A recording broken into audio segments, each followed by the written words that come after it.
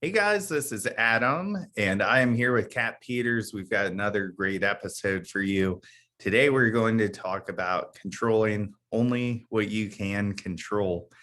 And if no one probably knows this, we actually have a coaching group for just our coaches. And I like to share something every week to help the coaches. And I think one of the most valuable lessons, and I know you've seen this from me, Kat, over the years. I used to worry about a lot of stuff that I couldn't control. And I know, like, you were one of my clients before you were even coaching for me that I trusted and I would come to with this stuff. One of the reasons I hired you is because you're such a great leader and such a wealth of knowledge and advice. But yeah, just controlling things that only controlling what I could control has taken me to a whole nother level on my coaching. And it is easier said than done. That is for sure. It's taken me years. Sometimes, guys, you literally have to just watch things play out after you experience them. I can honestly say, after going through such an uncontrolled state with the pandemic, 2 years later, still having a coaching business that's growing with excellent coaches like you guys, I couldn't be more thankful and happier to talk about this topic.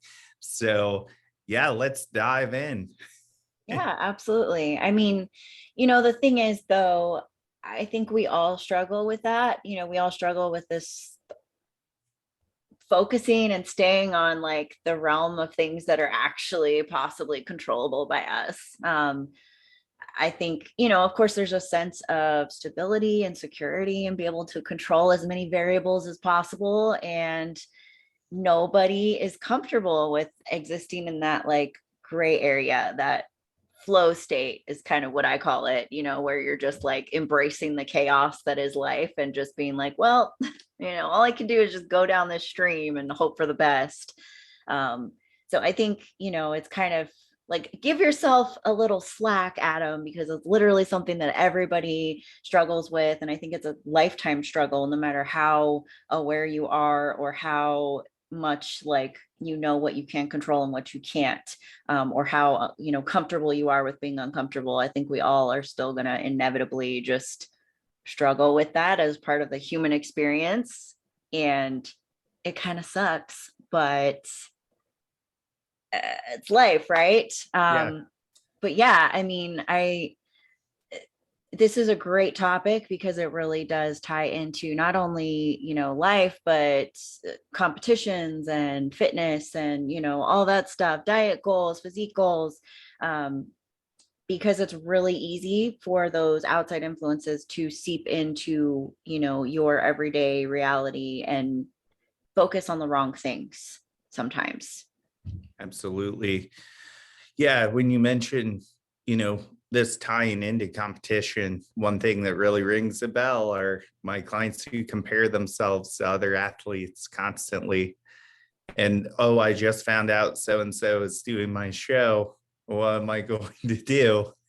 Yeah, I hear that a lot for sure. And that's something that I've been guilty of too, is like going through and checking the hashtags and checking the like geo locations and all this stuff just to see who's going to show up. But and again, like it's one of those things that I think we all kind of spiral at some point.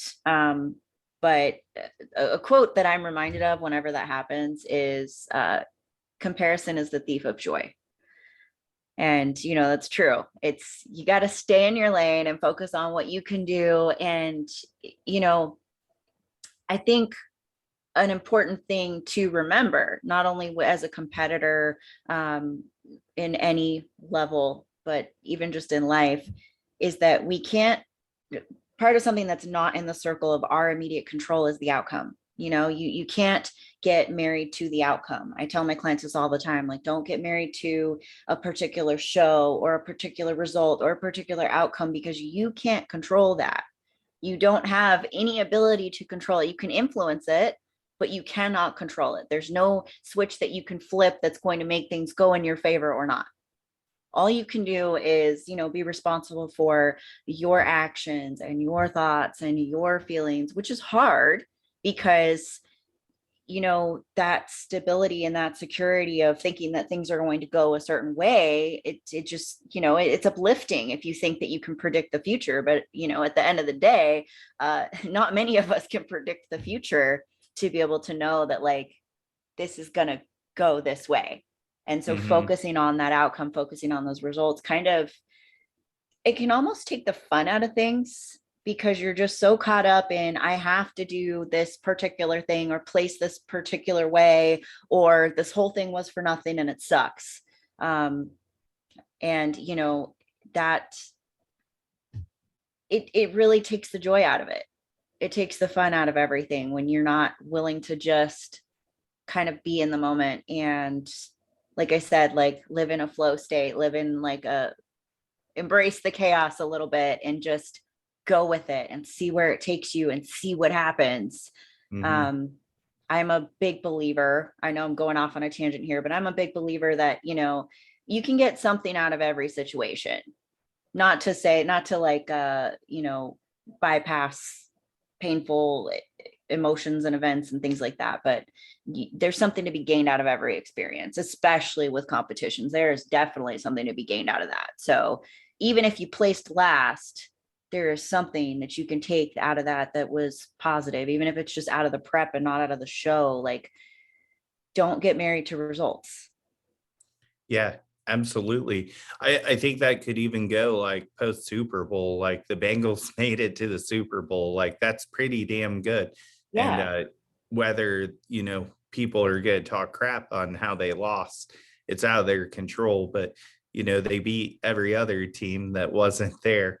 I think that we do get caught up on that outcome, and where we can really get lost with this, like you said, is almost trying to control that outcome. So you see Yeah. that competitor and then you're like, well, maybe I should be doing the workouts they're doing. So now you're constantly fixated on what this person is doing, and chances are they might be doing stuff wrong.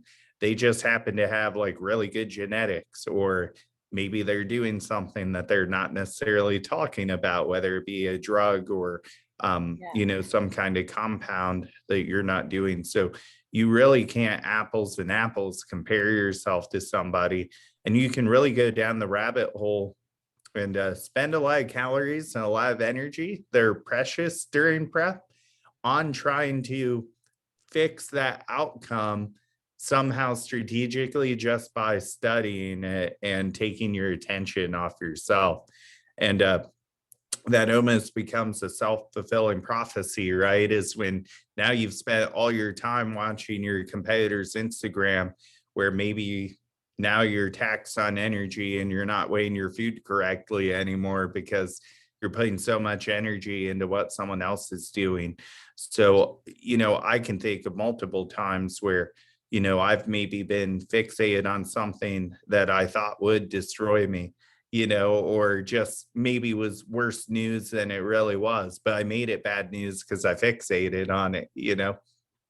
Yeah, absolutely. And, I mean, of course, this doesn't go for every situation, but for competitors, one thing that I've had to learn myself, because I think, and this is kind of a side note, but it does relate and I'll, I'll get there. My little ADHD brain is like a mile a minute. So I'm like, I'll get there. Hang with me, guys. Um, but, one of the things that I've had to learn through competing is that you really can't hate yourself into a result. And a lot of times when we get, and this goes for even just people dieting, right? Like you can't hate yourself into a certain weight. You can't be so critical and so mean to yourself and just hate yourself and destroy yourself on the inside every day with your negative self-talk and expect that, like, even if you do get to the result that you want to, that you're going to feel good about it, because you're not. You're going to feel still as terrible as you did. And so I think sometimes when we fall into that trap of comparison, whether that's to, a physique that we want or an outcome that we want, or, another person, um, it's not always from a place, I would say it's seldom from a place of self-love. It's seldom from a place of having a good attitude about yourself, having a good relationship with yourself, loving yourself, because you are not comfortable enough. And again, this might be reaching, but in my experience, the things that I've gone through is not being comfortable enough with myself and my journey and wanting to emulate somebody else's journey or their result because I wasn't satisfied with who I was or where I was at, and that takes you out of the present moment. We talk a lot about being present and being mindful, and that, being mindful meaning living in the present, not the future, not, trying to figure out what's going to happen. Really being comfortable enough with who you are and embracing who you are enough to not have to worry about somebody else's journey. Of course, we all want to win, that's a given. Everybody that goes to a show wants to do well, whatever that looks like for them. Like, that's pretty obvious, right? But you can't control what's going to happen, and being upset about it or hating yourself isn't going to change that outcome. You can't control that. But if you at least focus on being introspective and focus on the things you can control, like, your relationship with yourself, how you feel about yourself, appreciating, the unique, beautiful things that you bring to, whether that's the stage or just to life in general, the things that make you you, really cherishing those things and working on that attitude, working on that perception of self, it changes everything, because then you're not so stuck on this outcome that you need to, or you may feel like you need to validate you need to validate who you are and the work that you've put in. Like, yeah, a great outcome is wonderful, but I think it's important to not lose sight of today and where you're at along the journey in the moment for the past or the future. Don't ever lose sight of today. That's amazing. There's a lot of different ways you can take that too. That can be from becoming an idol perspective. You want to become this person that you're so infatuated with on IG. It can come from a place of, I want to have this great transformation. So, Johnny on the block asked me out on a date. And then when people don't get that end result, they do become disappointed, even though they've accomplished something so great, right? And I think that it almost raises the question, is it bad to have idols? Is it bad to look up to people? I think it really revolves around having that healthy relationship with yourself first, and realize the goal isn't to become that person. The goal is to become the best version of myself. And it's okay to strive to be as good as someone else, if not better, but also always know the most beautiful thing about this life and the most beautiful thing about this sport, it is art and it is subjective. And your art can be a masterpiece, an absolute masterpiece to someone else, and you may not see that yourself. And I've worked with plenty of elite people who just don't think they're good enough. And I think sometimes we idolize people like a little too much. So we have to be careful with that.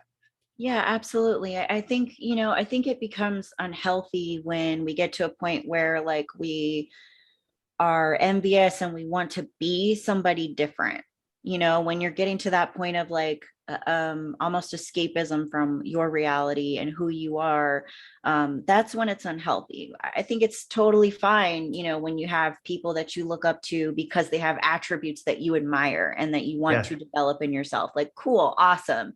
But when we start being like, oh, I wish that I was this or that, wanting to change, like, the essence of who you are, or have, like, a different existence or be a different person, it's just not necessarily, like, conducive to having a good relationship with yourself. And something that you always say, is that, where the mind goes, the body will follow. And there really is something to that.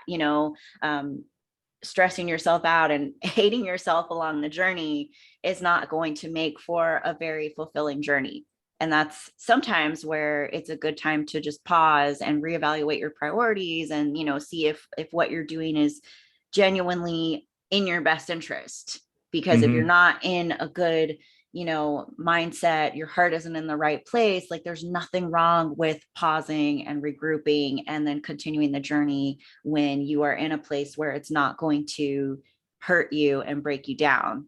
Like that's the thing about competing that kind of makes me sad sometimes, as I see a lot of people get to a point where they continue on this journey, but they're internalizing the feedback so much and letting it almost define their value as a person or define the way that they see themselves. And that's not what it should be. It should be an art. It should be something that is expressive and, being able to push yourself to a certain limit to just prove something to yourself and, really grow internally in your relationship with yourself, not with the way that the world perceives you, not with the way that, even the judges perceive you. Like it shouldn't be a validation thing. It should be something that you are doing because you enjoy it and because it's fun.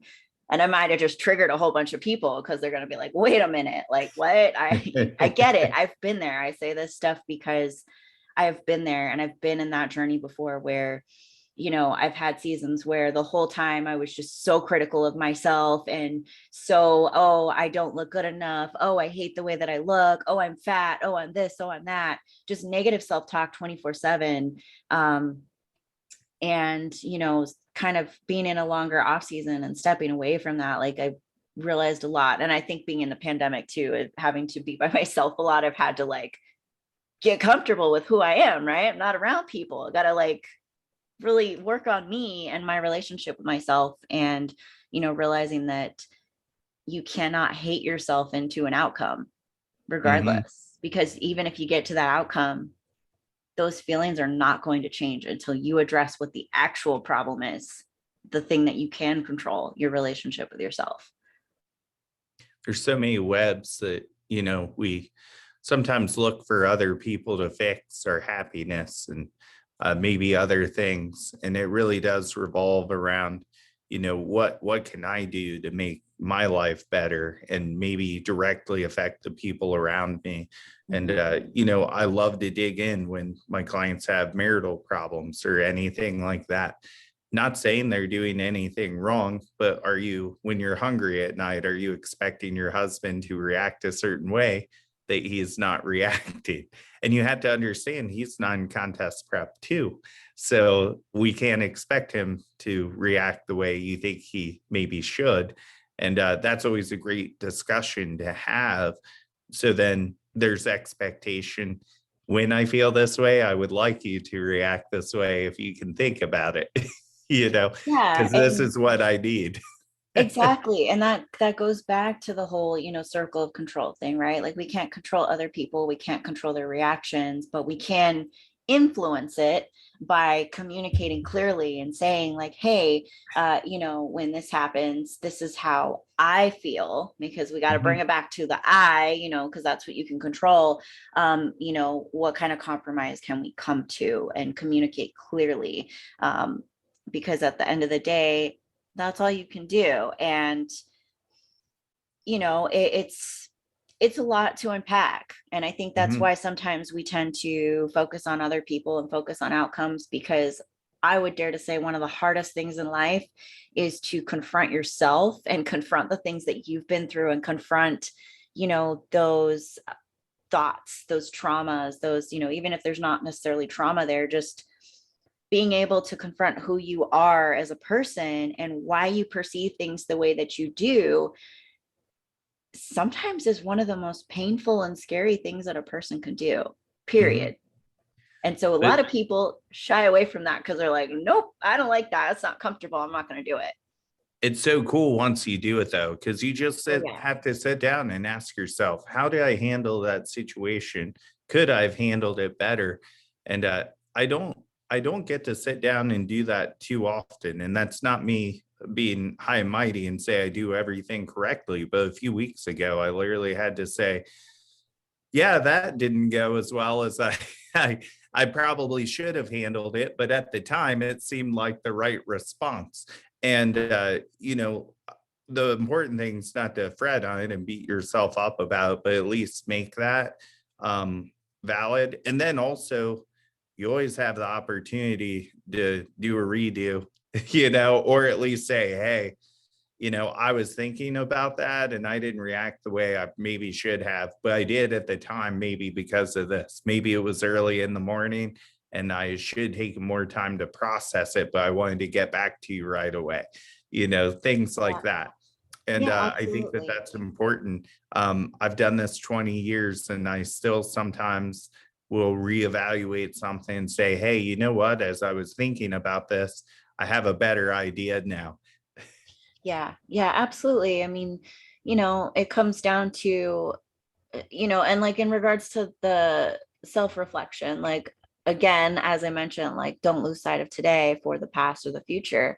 That includes don't fixate on things that you can't change. We can't go back in time. We can't rewrite things that we wish we would have said or done differently. But what you can do, whether it's awkward or not, you can literally just say to somebody, if it's a situation involving another person and you feel comfortable enough, or whether you are feeling brave or secure enough to do that, because again, it's scary, to just say to the person like, hey, that thing that happened, I've been thinking about it a lot, and I feel like this, or I think like this, I kind of wish that I would have handled this differently, and here's the explanation. Or it never hurts to discuss things, like Yeah. even if it's beating a dead horse, just talk about it. You can Yeah. control that. Talk about it. Absolutely. We only get one life. And I think the way that we, treat others and the way that, every interaction we have has a potential to be influencing or damaging, whether you're trying to do good or not. There's still people that watch Instagram and they're like, he has abs, that's damaging to my health because it makes me question. Now, there's a lot of work on that person to realize that what someone else is doing isn't a direct bash to by someone having abs isn't saying I'm saying you're out of shape by me posting this. However, as long as you try to do good, usually the outcome is good. And I do try to teach that to people. Also, before we wrap up, I just had a question too. Did Yeah. you have anyone you idoled growing up into the fitness industry? uh Or was it maybe like a combination? I mean, it's hard to say. I was actually kind of late to the fitness industry. I was not like a sports athletic person for majority of my life. But I would say somebody that I like idolized a lot, like when I was first getting into all this, would be Nicole Wilkins. Like, just always thought she was super duper cool. And I mean, banging bod, of course, but I I don't think I don't know that there was so much like comparing. I would say, if anything, the thing that I would get caught in would be comparing to celebrities, all the photoshopped Mm, pictures and all this. I think a lot of women can relate to that, seeing different bikini shots of models and celebrities and feeling like, having cellulite or not having a flat stomach was like a horrible thing, and not realizing that like lighting is important and Photoshop is a thing. And also bodies come in all shapes and sizes, and it's literally fine. yeah. Have you seen a lot of the comparisons where they take like celebrities looking their best and then just when they're usually just out in public, they're just like public photos. So they're Yeah. generally done up pretty well. It's not them in their bathrobe picking up the newspaper at first thing in the morning, but Yeah. it really does shed some light on things. I mean, these people have the best makeup artists in the world. And we do have to realize a lot of times we are posting our best self, and that's sometimes why those vulnerability posts do so well because it just feels a little bit more normal sometimes. And Yeah, yeah, that's absolutely. totally normal. Yeah, celebrity comparison is pretty common. I definitely idolize the heck out of Mike O'Hearn. He was a big influencer of mine. And then I'd say female wise, I'd have to agree with Nicole Wilkins, but Monica Brandt was a huge influence of mine back in the day. So, and still to this day, I think that she just was a really good face for fitness and Yeah. overall health back in the day. Yeah, yeah, absolutely. Yeah. And just to kind of circle back real quick, I mean, I think this is why sometimes it's good when people stay off of social media, like when they're in like a funk or they're in this like not great mindset. Sometimes there's no harm in just staying off and not posting and not worrying about it, because yeah, people post their best. They're posting their highlight reel all the time.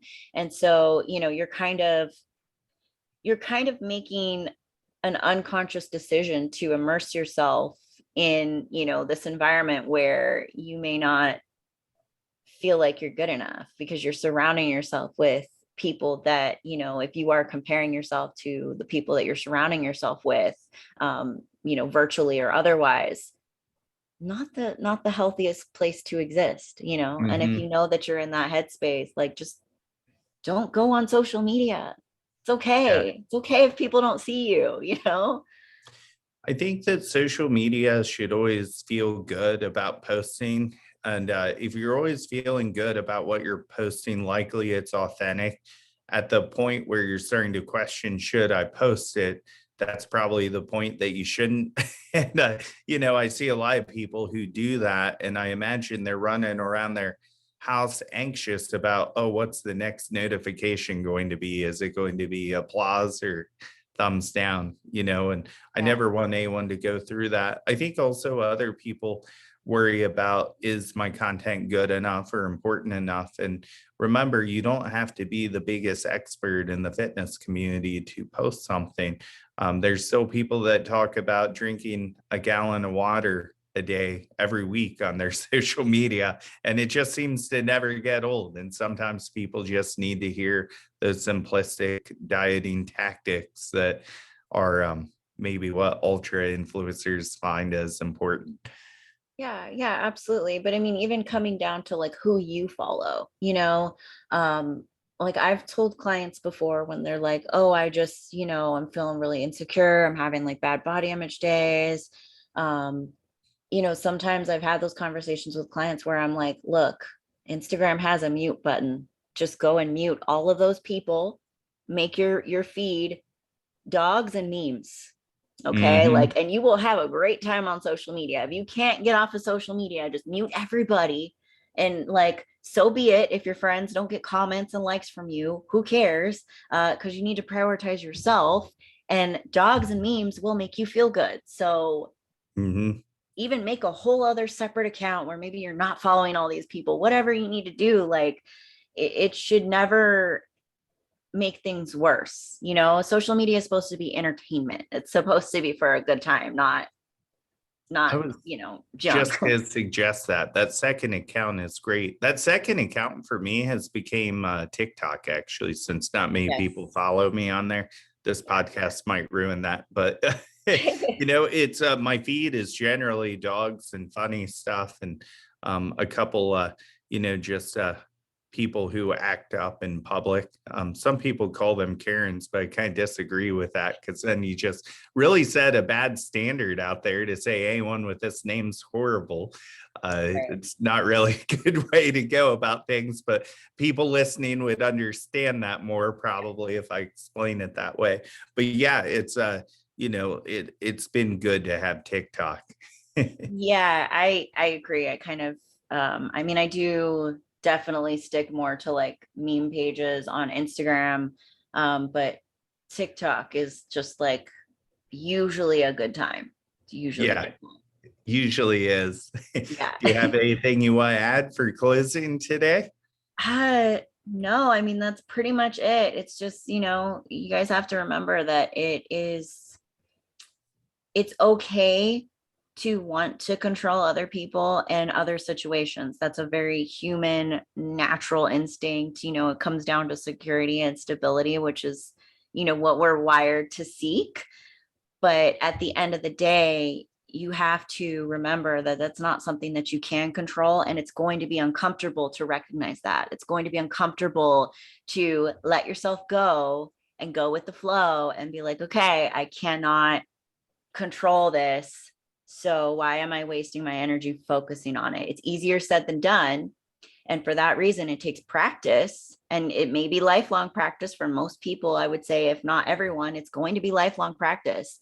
But practice doesn't mean, just because it's hard, like give up and just continue to focus on the wrong things. Like regroup, remind yourself where you can put your energy and try to put your energy there. And when you deviate, because you will, because you're human, recenter yourself. Just, kind of remind yourself, even if it has to be like a verbal affirmation, whether it's journaling, like remind yourself to get back on track, because you deserve to feel important, and you deserve to feel happy, and you deserve to have peace of mind. And, those are things that are possible if you can just kind of keep your scope narrow in terms of just focusing on the things that you can control and you can influence.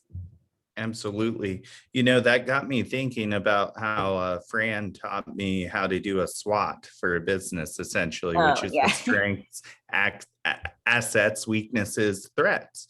And this really falls into the threat. So if you're going through something you can't control, well, what are the threats of that? And you might write those down on paper and find that they're really silly, and that your threat is actually yourself on how you handle that situation. And yeah, I think that that's very important. So Yeah. thanks for that, Fran. Right. Well, this was an amazing podcast, as always, with you. This is why I like to do these once a week. And we will see you guys next week on more Mind Over Matter. Bye, everyone.